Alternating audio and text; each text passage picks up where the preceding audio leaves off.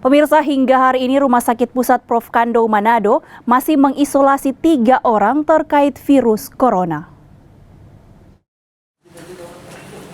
Rumah Sakit Umum Pusat Prof. Kando Manado masih mengisolasi 3 orang terkait COVID-19. 2 orang adalah pasien dalam pengawasan yang dirujuk dari daerah lain.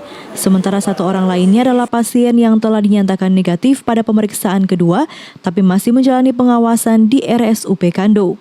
Pertama bahwa yang kita rawat sekarang adalah 3 pasien. Sebenarnya ada 1 tapi belum ini ya, istri dari pasien yang positif itu. Kemudian yang positif itu dari keseluruhan pasien-pasien ini, kemudian sebenarnya kondisinya stabil.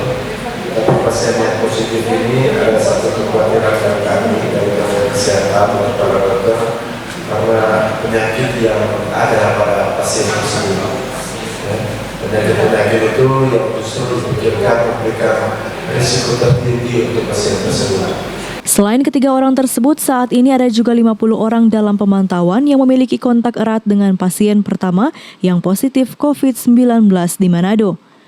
Ada perubahan prosedur dari Kementerian Kesehatan untuk menentukan bahwa berapa kali serialnya. Jadi sudah ada rekomendasi rupanya dari ahli-ahli klinis bahwa biasanya kita hanya perlu 2-3 kali serial.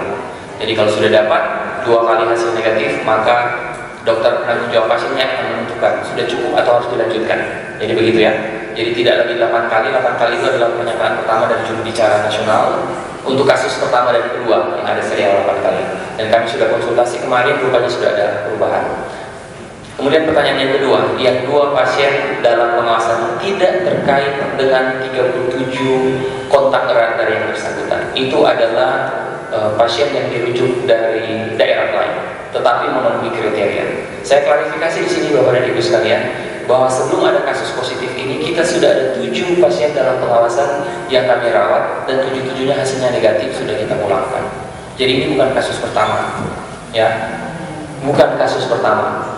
Jadi ini sudah ada 7 yang kami rawat di ruang isolasi dan hasilnya negatif, 7-7-nya. Yang 37 terpapar dengan pasien? Yang 37 yang terpapar, jangan pakai istilah terpapar dengan pasiennya, kontak erat dari pasien itu sudah kami tracing. Kemarin itu jumlahnya terus kami lipat gandakan untuk cepat mempercepat. Sekarang jumlahnya jadi 50. Sudah diambil sediaan sampelnya, diambil dari hidung dan dari mulut. Itu hasilnya sudah dikirimkan, kita tinggal menunggu hasil dari Balitbangkes.